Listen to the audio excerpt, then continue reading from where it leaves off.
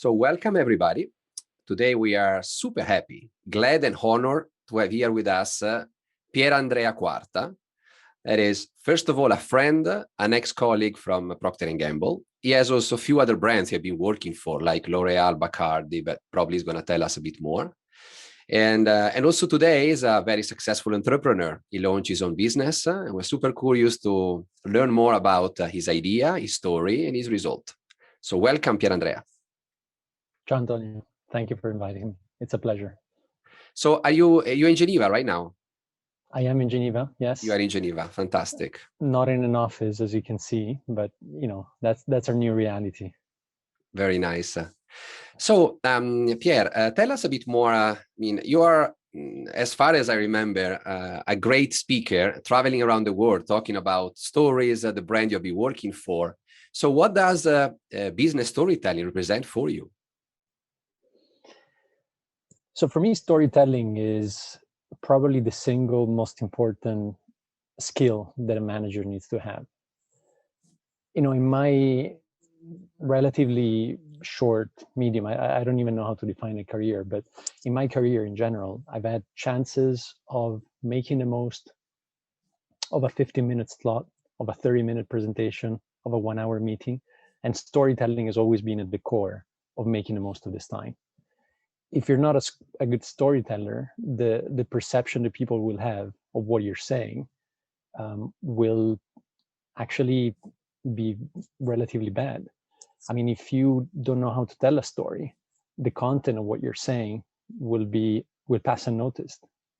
I used to teach actually presentation skills when I was in P&G, and it was so eye-opening for people just to understand what is the importance of how you say things versus what you're actually saying.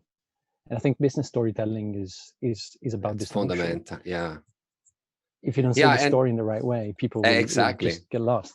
Exactly. And I think especially today with your business, that I would be very happy if you want to share a bit more. I think telling the right story is absolutely crucial to gather attention from investors, potential, customers, shoppers, etc. So, but tell us more. What is all about? So before I get into it, I just want to quote something from my previous job. So when I was in P&G, I spent many years on Head & Shoulders. Head & Shoulders is the #1 anti-dandruff brand, actually #1 shampoo brand in the world. And there was one big philosophy there, which was you only have a first chance to make a good first impression. And so you only have a chance, to make a good first impression. And I think that's very important also for storytelling, because when you get a chance of telling a story in front of somebody, when you get a chance of presenting something in front of somebody, if you don't make the most out of it, well, your first impression will be gone, and you will have to pay the consequences, which will be much harder to make up for. And that's a bit of a philosophy that I've been living now that I'm running my own business. And thank you for calling me a very successful entrepreneur. I think it's important to caveat that I'm not, in the sense that I am successful. It depends from where you look at, but I believe that starting from zero and having today a product and having, I think you should consider yourself successful. Not so many people can do that. And I thank you for that. So I think what is successful is the fact that I'm still here 2.5 years later and still trying. What is really still successful? Smiling. Smiling. Yeah, exactly. What is really success, I think, is a bit of a relative notion. But anyway, we can talk more later. Now, getting to your question. So what do I do now? Now I actually tell a story. I tell a story about how the world is changing and how people are drinking in a different way, and how this change into the way people are drinking is opening up the opportunity for different products. And that really is the story that I'm telling investors, the story that I'm telling journalists, for example, whenever I need to introduce my product. And here it is. It's a durable bottle. Yeah, here it is. It's a durable bottle. REBO. And actually, let's start from the name, because that's an important part of the story. Picking a name for me, when I approached it first, I was like, how do you even decide a name? I've been working on Head & Shoulders, which the name had been existing for a long time, and very similarly for the other ones I've been on. At most, you were coming up with the sub-brand name, which often was very specific to the action that that product would have. And so Yeah. in this case, I was like, how do I come up with a name? Do I just call it positive bottle, or like something like a descriptive element of what the bottle is? And then I read a book, which I really recommend to the audience, that is called The Monk and the Riddle. The Monk and the Riddle tells the story of this founder who had suffered the loss of a very dear person. And he wanted to create a business, which was called funeral.com or funeral.org. I don't remember exactly what it was. And he could not find a single investor that would give him money. And the reason was that he wasn't telling the right story. And so the book is precisely about this business angel or entrepreneur that is kind of consulting and advising him on how to tell the right story. And so in the end, the name of the business is changed to Circle of Life. And it's not just about selling one part of what is connected to a funeral, but it's about actually supporting people around the event of losing a dear one. And I found that book very telling, and actually shifted me away from, I'm going to call it something bottle, into calling it something different. And so after a long time, we came up with the name of the company. Our company is called RE Company. And the objective of the RE Company is to reinvent common products to have a positive impact. And so we said, well, the first product that we're going to reinvent is the bottle. And that's where the name REBO comes from. So it's a truly reinvented bottle. And the story behind here is, we're not just reinventing one product. This gives you a runway for much more. And the product that we're inventing, we don't frame it into something very specific, but it can take on very different meanings. And the reality is, the more you work on a business, the more you realize that that business can grow much further. And so the name, you don't want the name to be constraining on what the business is going to be. Yeah, so it's interesting. I mean, even the name is something that it could be really enlightening. It could change the direction you're taking on telling your story. It could be the result of an inspiring reading, as you said. And I remember, actually, we had a chat about the naming, if you remember, when in Geneva we met. And I remember you were kind of lost. You didn't know really how to move forward. And then we met again a couple of weeks later, and you had a big story behind that. The name was kind of the final mile, the final result of your story. And I think that the power of what you have created is also coming from your capability, really, to look at the stories, to find what is relevant for you, and to build up on the relevancy of the key takeouts from the story you had. But tell us a bit more about the product. Now we know the name, we know how the name came from, and we want to know a bit more how the idea came to you, and what's the story you used to bring this idea to life.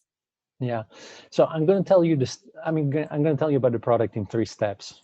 Yeah, because this is going to help me to then tell you something that I've learned. So first of all, what is the product? The product is a durable bottle.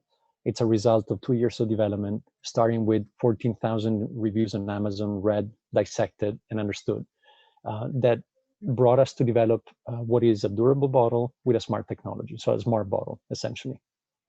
What the bottle does is something good for you and good for the planet. So basically, the technology is able to measure the amount of water which is in the bottle and send this information to an app. It's good for you because the app delivers a hydration plan, which is customized and dynamically adjusted according to your physical activity. And the bottle tracks how much water you're drinking and sends you here on the top flashing reminders when you're not drinking enough. And so that's how it's helping you to make sure you're properly hydrated.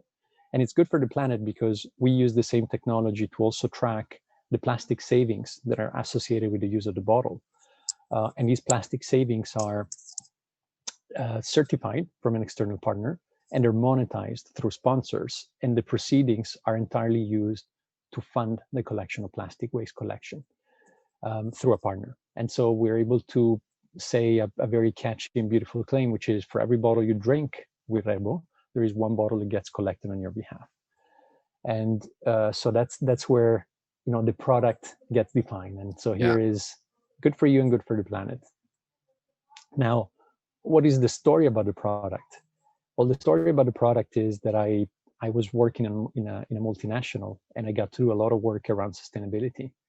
and I realized how much of a problem plastic waste was, which led me to study the problem more and more.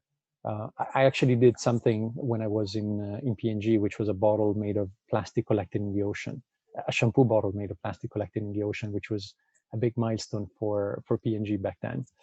But that really opened my eyes, made me realize that that I could, but also needed to have a bigger impact on this issue. And so as I studied it, I realized how plastic water bottles are actually the #1 element on consumer side contributing to the problem of plastic waste. And so when I looked at that, I realized how every minute there is 1 million plastic water bottles that are used.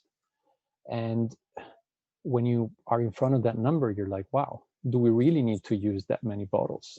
And then what happens to those bottles that are used? And so you realize that, we're producing 1 million new bottles every minute. And you realize also that 25% of those are ending up in the ocean. And so we have a problem, which is producing too much plastic, but also a lot of plastic waste, to the point that if we continue this way, by 2050, there could be more plastic than fish in the ocean. Yeah. And so in this context is where the product comes in. And the product comes in saying, I am an alternative to plastic water bottles, so you don't need to create more. But at the same time, I am a corrective force for the problem that we created already. Because when you're using the product, you're funding the collection of that plastic waste, which is already out there. And so there is a very nice metaphor that I heard from the founder and CEO of Plastic Bank. There is a company we work with, which is it's like it's a sink, it's a faucet actually, with water running into a sink.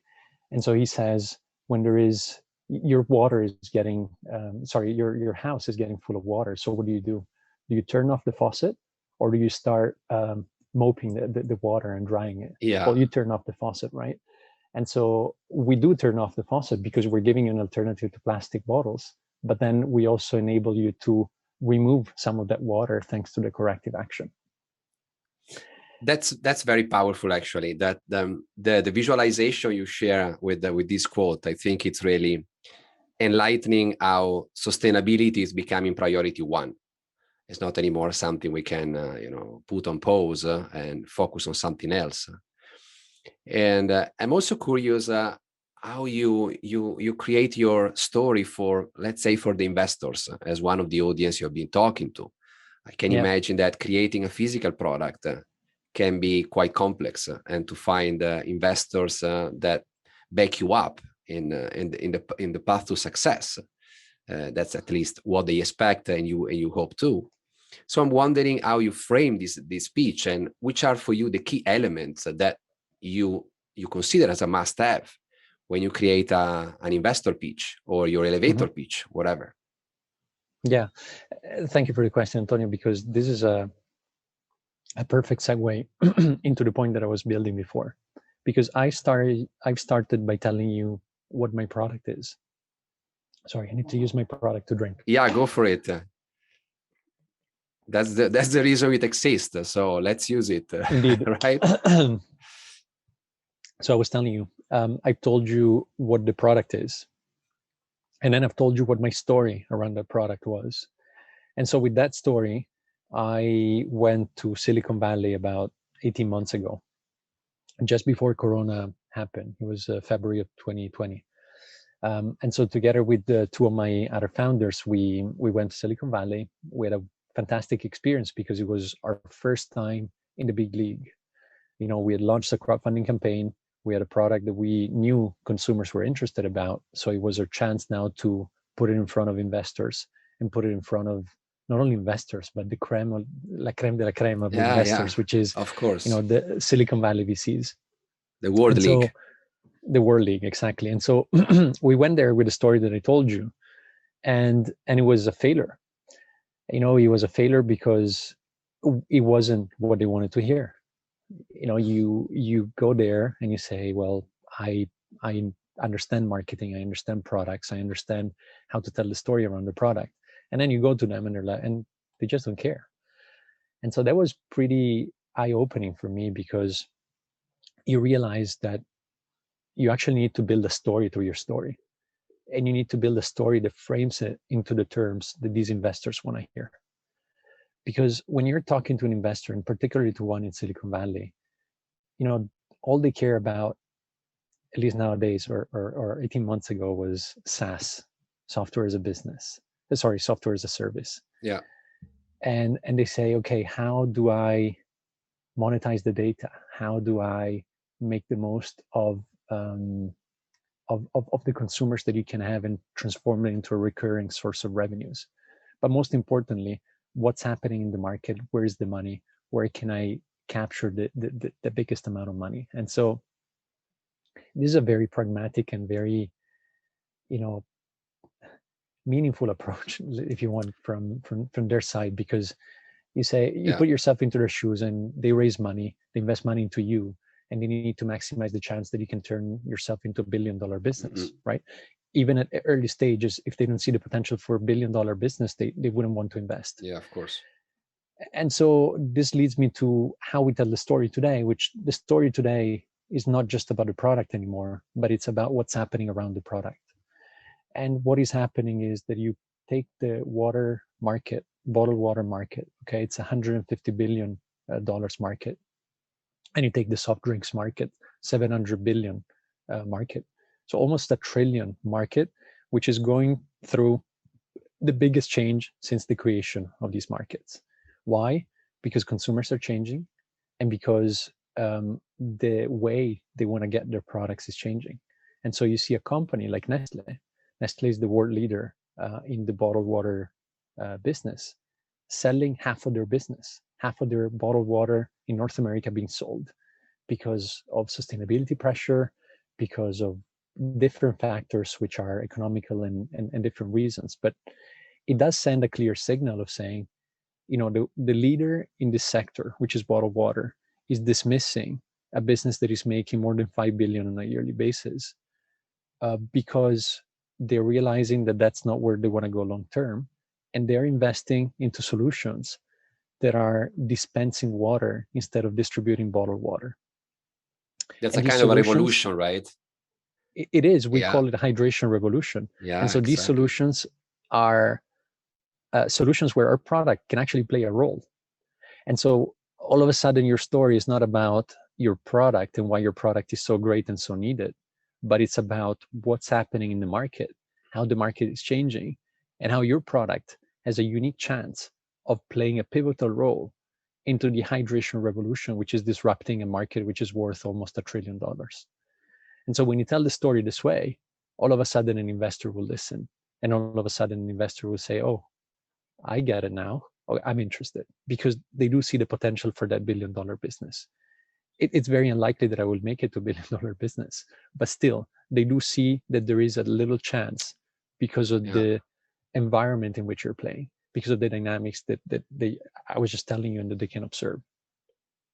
Yeah, I mean, this kind of revolution, it's really probably what is enlightening their vision. They see that if you find a solution that can fit into this revolution, that could really make, a big change.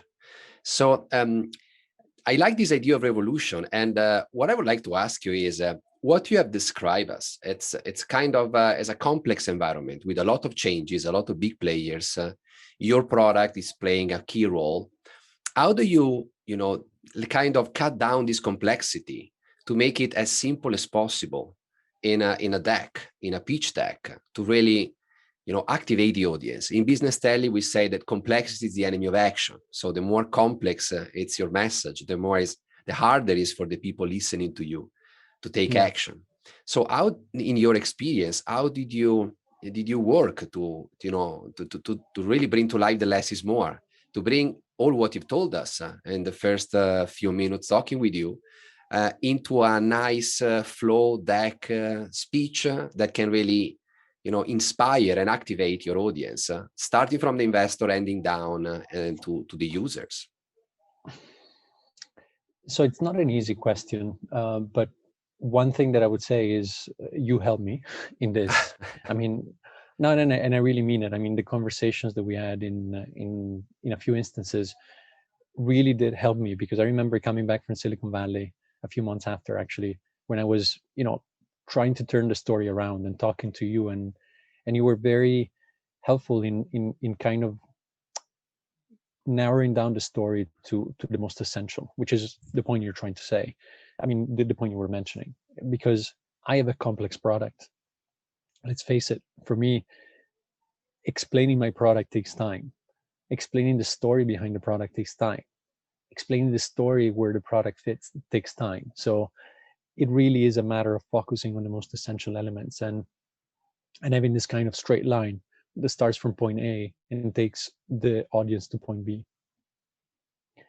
To answer your point, how did I get to the perfect deck for doing it?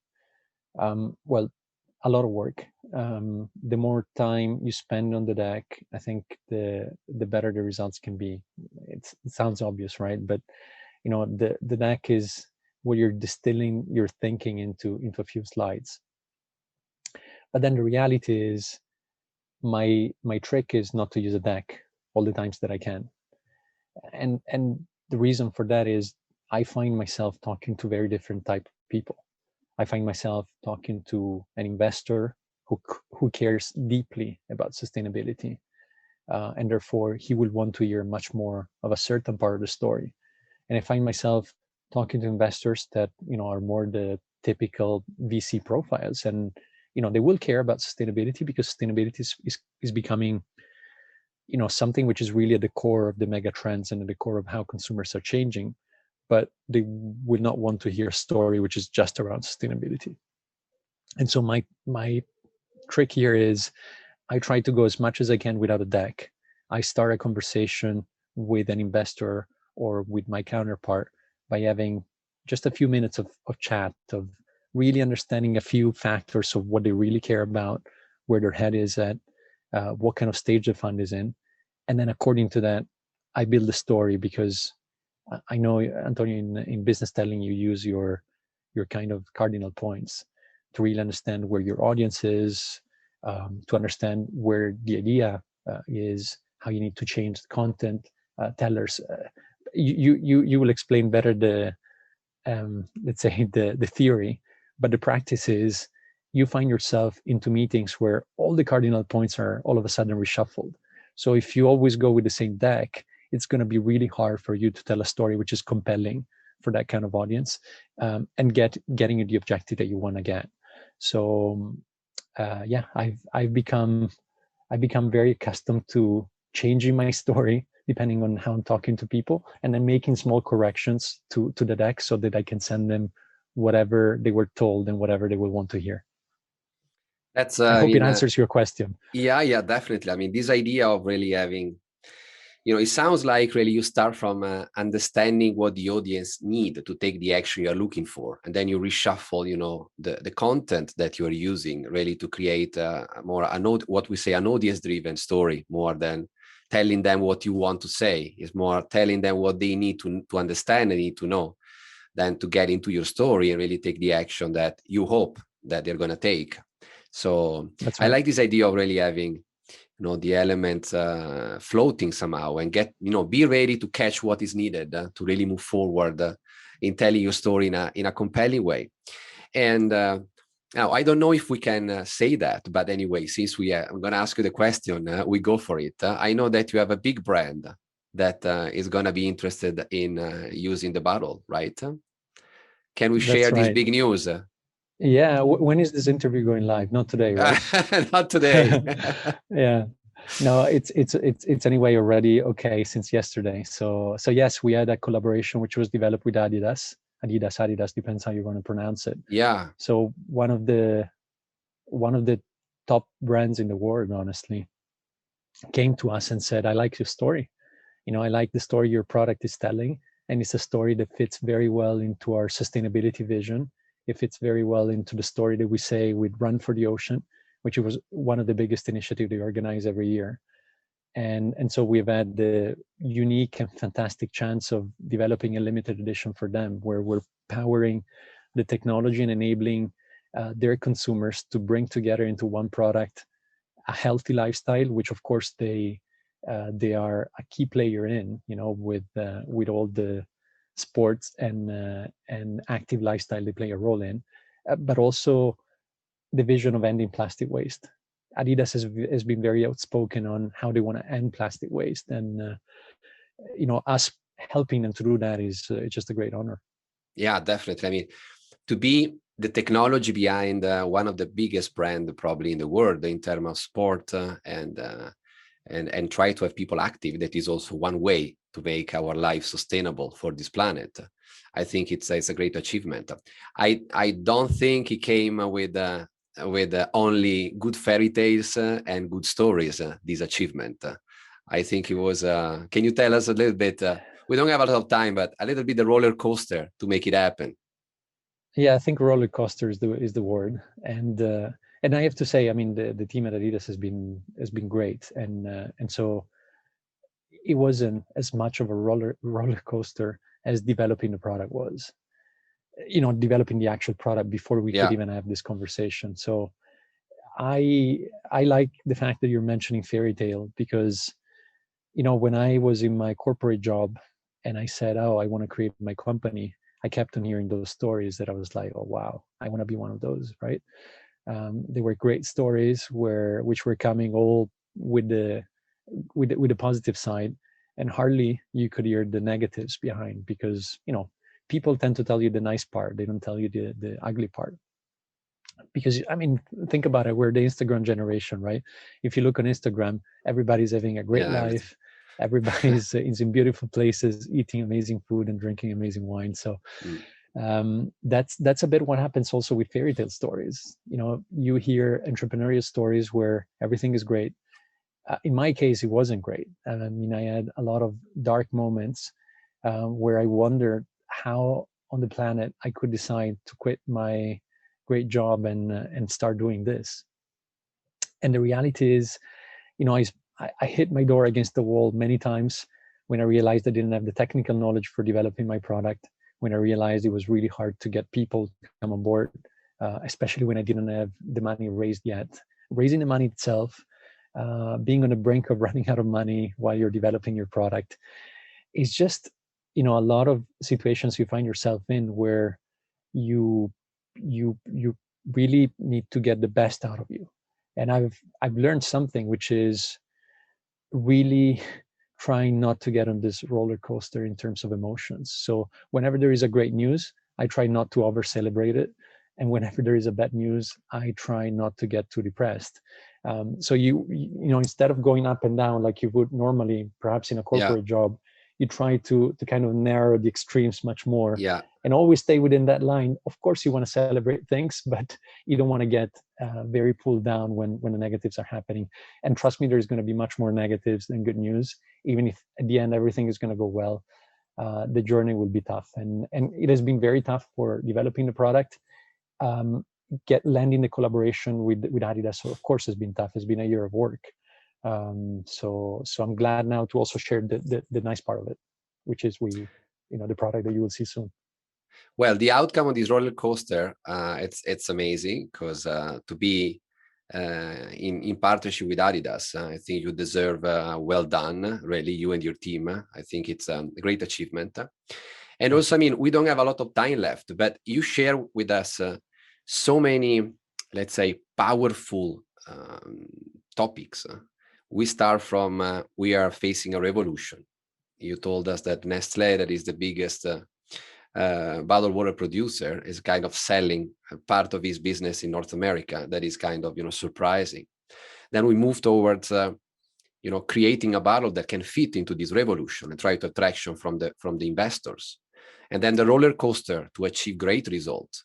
So if in the last, we have what, 3-5 minutes, you can somehow help us to highlight which could be the right roadmap with 2 or 3 key bullet points to really try, to cut down this complexity, and following your example, try to have a compelling story. Or I love what you said, to create a story of a story that can be really, insightful and engaging for our audience to take action and to feel that the story we're telling them is a nice story to be part of. Okay. So would you like me to summarize what are my takeaways out of what I've just said, or Yeah, do you want whatever. to take it more as a journey? No. Whatever you think it could be for even for me as an audience listening, but for the people listening to this talk, what do you think could be really the key takeouts that can help them to really, understanding what you said in deep and bring something home to make their story a more revolutionary story and a roller coaster with a good exit?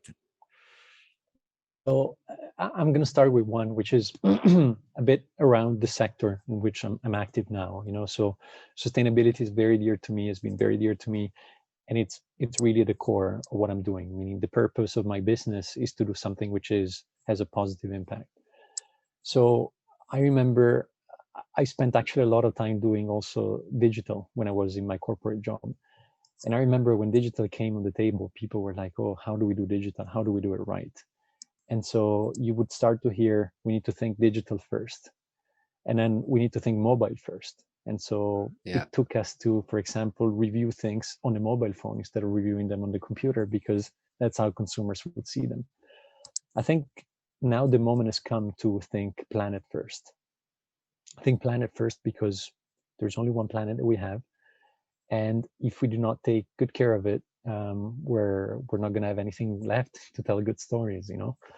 It will only be bad stories, and we don't want that to happen. So planet first is something which is driving a lot of the decisions that we need to take, starting from the kind of packaging that we're using, to the materials, to the self-obsolescence of the product, which there's no self-obsolescence, to be clear, and other things. But I would really invite people to think planet first when they're telling a story, because consumers are changing. The pandemic has even accelerated the change towards sustainability. So people will want to hear stories which are putting the planet first. So that would probably be the first takeaway that I would give. The second thing is, you mentioned it before, when you're a marketer in a corporation, you fall into the trap, which is not really a trap, but you fall into the let's say, common way of telling you about a product. I'm telling you what my product is, what it does, what is the key benefit, the key visual, the key message of the product. When you're telling somebody about a new product, just explaining it to them probably will not do it. And so that's where building the story around it becomes really effective. But then, depending on how you're changing the audience, like I was giving the example of investors before, you may need to build a story to wrap that story into it. And that has been, honestly, a great learning for me. And I am learning to do that flexibly, depending on who I'm talking to. But telling the story of my story is definitely something that I do on a daily basis, and it does change the effectiveness of the story that you can tell. And then the last point I would leave you with is fairy tale.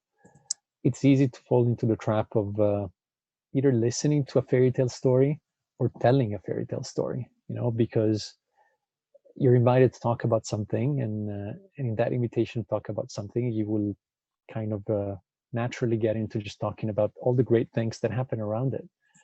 I think that's not good. That's not good for anybody, because when you're hearing a story that is a fairy tale story, you may not realize that there is actually a lot of difficulties behind.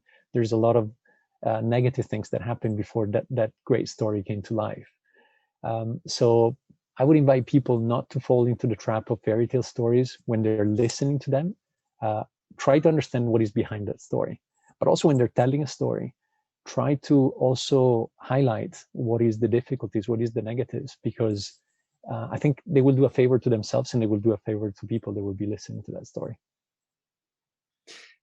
Thank you for these three key takeouts. Really, I find them very helpful. First of all, for myself first, and sometimes you frame it very well. We don't think about planet first. We believe that what we're doing is more important than anything else. But at the end of the day, if we don't have a planet to live on, it's very hard to tell stories. It's gonna be very hard to activate the audience. And I mean, I love this what we said about the reality of the stories. Not everything is a fairy tale. that is absolutely important. And probably I will use the second key takeout as the title of this talk, because I think that the way you phrase it, the story of the story, it's the more I think about, the more I find it very, very powerful. And I think it's going to be helpful for everybody to think in this perspective. Define your audience and tell a story of your story to make sure that that story is activating the audience. So thanks a lot, really. Very well put. And I'm glad this was helpful, Antonio. Thank you so much for inviting me. Pierre, I really hope to catch up soon with you, both in with another talk and also in person. And if people are interested on your REBO, where can they find it? Yeah, they can just go on the website, which is REBO, REBO -bottle.com. And yeah, you will find and hopefully read and hear a good story around the product, even on the Fantastic. Website. So I hope to have a lot of users part of this revolution, or this revolution, right? Revolution, as you call indeed. it. Well said. Thank you. Thanks a lot, Pierre, really. Thank you, Antonio. Have a great day. Bye-bye. Ciao, ciao. Ciao.